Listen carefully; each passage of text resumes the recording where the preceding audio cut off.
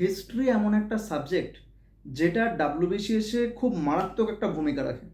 তার কারণ প্রিলিমসে প্রায় 50 নম্বর হিস্ট্রি থেকে আসে, সেটা অ্যানসেন্ট বা মেডিয়েভেল বা মডার্ন সমস্তটা মিলিয়ে আমি বলছি। তো এই যে ইতিহাসটা কি পড়বো তার জন্য কিন্তু সবসময় স্টুডেন্টদের মধ্যে একটা চিন্তা ভাবনা থাকে যে সোর্সটা কি, হিস্ট্রির সোর্সটা কি, যেটা তোমরা অনেকেই ফেসবুক বা হোয়াটসঅ্যাপে কমেন্ট করছো বা মেসেজ করছো যে হিস্ট্রির জন্য কি ভালো সোর্স হতে পারে।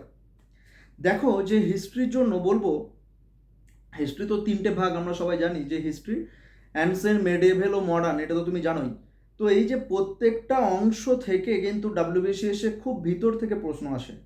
সেই জন্য তুমি যদি উপরে উপরে শুধু পড়ে নাও তাহলে কিন্তু তুমি অ্যান্সার করতে পারবে না।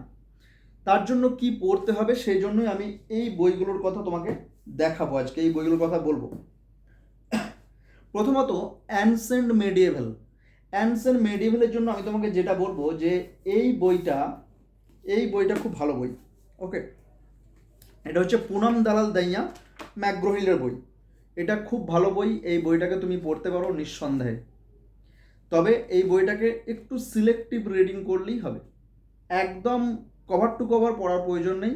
একটু সিলেক্টিভ রিডিং বলতে, তাহলে সিলেক্টিভ রিডিং তুমি কিভাবে করবে না, তুমি অতি অবশ্যই পিওয়াই কিউ দেখো, যে লাস্ট 15 বছরের পিওয়াই কিউ বা লাস্ট 20 ইয়ার্স, 20 বছরের প্রিভিয়াস ইয়ার কোশ্চেনটা দেখো। এটা কিন্তু অ্যানসেন্ট ও মেডিয়েভেলের জন্য একটা খুব সুন্দর সোর্স। আর একটা যেটা, যে অ্যানসেন্ট মেডিয়েভেলের জন্য যেটা করতে হবে সেটা হচ্ছে যে এনসিআরটি পড়তে পারো। নিঃসন্দেহে এনসিআরটি পড়তে পারো নয়, পড়ো। এনসিআরটি পড়াটা খুব জরুরি। তার কারণ যদি তুমি এনসিআরটি একবার পড়ো তোমার বেসিকটা ক্লিয়ার হয়ে যাবে। এনসিআরটি ক্লাস 11 আর 12, এর বেশি কিছু না। ক্লাস 11 আর 12 তুমি অ্যানসেন্ট মেডিয়েভেল প্লাস মডার্ন সমস্তটাই কভার হয়ে যাবে। তুমি এনসিআরটিটাকে পড়ো ভালো করে। এর সঙ্গে যেটা করতে হবে না, দেখো, এই যে অ্যানসেন্ট মেডিয়েভেলের আর একটা পোর্শন থাকে সেটা হচ্ছে আর্ট অ্যান্ড কালচার। এই যে আর্ট অ্যান্ড কালচার, এই আর্ট অ্যান্ড কালচার থেকে হয়তো খুব বেশি প্রশ্ন আসে না, কিন্তু মোটামুটি তুমি ধরতে পারো যে প্রিলিমসে 5 থেকে 6টি কোশ্চেন এবং মেন্সে যে আর একটু বেশি। মোটামুটি তুমি ধরতে পারো যে আর্ট অ্যান্ড কালচারটাকে আমাকে কিছু ইম্পর্টেন্ট টপিককে কভার করতে হবে। হয়তো পুরো আর্ট অ্যান্ড কালচার পড়ার প্রয়োজন নেই, কিছু ইম্পর্টেন্ট টপিক যার মধ্যে হচ্ছে কি না আর্কিটেকচার বা পেন্টিং, ওকে, বা ওই যে কিছু লিটারেচার যেগুলো সাউথ ইন্ডিয়ান সঙ্গম লিটারেচার, ভক্তি সুফি মুভমেন্ট, এইগুলো কিন্তু পড়তে হবে। এর জন্য একটা খুব ভালো বই হচ্ছে, আমি দেখাবো তোমাদের, এটাও দেখাবো। এইটি হচ্ছে আর্ট অ্যান্ড কালচারের জন্য best book, an introduction to art, to Indian art. এটা হচ্ছে ফাইন আর্টসের ক্লাস 11-এর বই, এনসিআরটি। ওকে, এই বইটা একদম কভার টু কভার, শুধুমাত্র এই বইটা পড়লেই হবে, কভার টু কভার। কেন বলছি কভার টু কভার? তার কারণ হচ্ছে এই বইতে যেটা আছে সেটা থেকেই ডাইরেক্ট অনেক পরীক্ষায় প্রশ্ন আসে। খুব ভালো এই বইটাতে, এই বইটা দেখো একদম ছবি পিক্টোরিয়াল ফরম্যাটে দেওয়া আছে, খুব সুন্দর সুন্দর, এবং বইটা খুব সহজ। এটাই হচ্ছে বিষয়, যে খুব সহজ। যে কোনো এনসিআরটি তোমরা জানো যে এনসিআরটি ল্যাঙ্গুয়েজ খুব সুন্দর, সো এই বইটাকে তুমি পড়তে পারো নিঃসন্দেহে। ওকে, আর যেটা আর্ট অ্যান্ড কালচারের জন্য একদম প্রতিষ্ঠিত বই বলা যেতে পারে সেটা হচ্ছে এই যে নিতিন সিংহানিয়া বই, এটার latest addition, but selective reading, not পুরোটা। পুরোটা পড়ার কোনো প্রয়োজন নেই, সময় নষ্ট, তুমি রিভিশনই করতে পারবে না তো পুরোটা, কেউ করতে পারবে না, আর করার দরকার নেই তো করতে যাবে কেন। তাহলে যেই চ্যাপ্টারগুলো আর্ট অ্যান্ড কালচারের ইম্পর্টেন্ট চ্যাপ্টার, যেমন ওই যে বললাম আর্কিটেকচার, পেন্টিং, এইগুলোকে তুমি নিতিন সিংহানিয়া থেকেও কভার করতে পারো আফটার দিস বুক।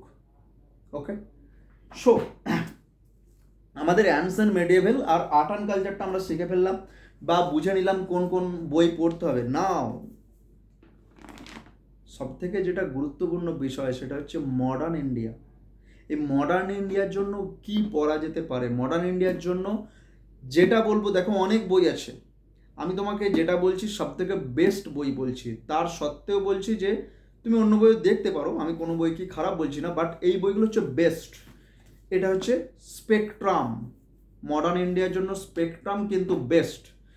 এই বইটারও তাই না, শেষের দিকের চ্যাপ্টারগুলো খুব বেশি পড়ার দরকার নেই, যে আফটার নেহেরু, এই যে আফটার ইন্ডিপেন্ডেন্স, এটা পড়ার প্রয়োজন নেই।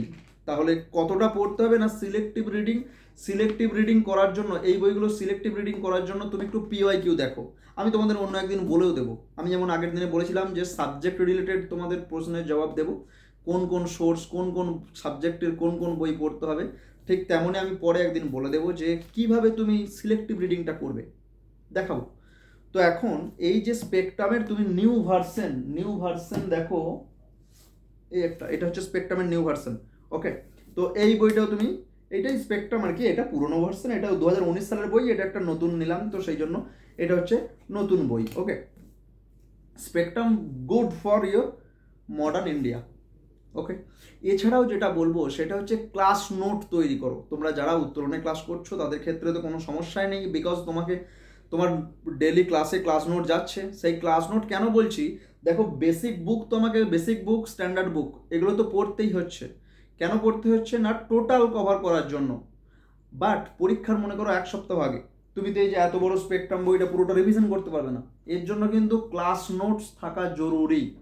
তুমি যদি পরীক্ষাটা সিরিয়াসভাবে দিতে চাও তাহলে কিন্তু অতি অবশ্যই ক্লাস নোট তৈরি করো। তুমি যখন ক্লাস করছো সেই ক্লাস করার সময় সময় সেই নোটসগুলোকে ভালো করে লিখে নাও, সেইগুলো হবে বারবার রিভিশন।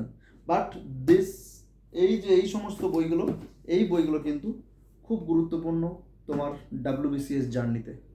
ওকে, চলো আজকে এ পর্যন্তই, দেখা হচ্ছে পরের দিনের নতুন সাবজেক্টে জিওগ্রাফিতেও আমরা দেখবো যে কোন কোন বই